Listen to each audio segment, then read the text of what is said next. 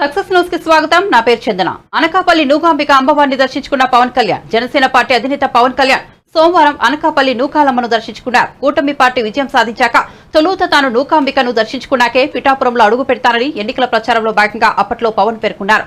అనుకున్నట్టుగానే ప్రత్యేక విమానంలో పవన్ విశాఖ ఎయిర్పోర్ట్ కు చేరుకుని అనంతరం ఆయన అనకాపల్లి వెళ్లారు. ఈ సందర్భంగా ఆలయ కమిటీ సభ్యులు, అర్చకులు ఆయనకు పూర్ణకుంభంతో స్వాగతం పలికారు. అనంతరం ప్రత్యేక పూజలు జరిపించి పవన్ కళ్యాణ్ కు తీర్థ ప్రసాదాలు అందజేశారు. పవన్ కు అనకాపల్లి మాజీ ఎమ్మెల్యే పీలా గోవింద్ సత్యనారాయణ ఘనంగా స్వాగతం పలికారు. తిరుగు ప్రయాణంలో విశాఖలోనూ పవన్ కళ్యాణ్ కు కూటమి నేతలు సాదరంగా స్వాగతం పలికారు. ఎలాంటి హంగు ఆర్భాటం లేకుండానే పవన్ టూర్ సాగింది. పార్టీ నేతల్ని తనతో రావద్దని ఆయన కోరారు. ఈ కార్యక్రమంలో బత్తుల తాతయ్య బాబు, ప్రగడ నాగేశ్వరరావు తదితరులు పాల్గొన్నారు.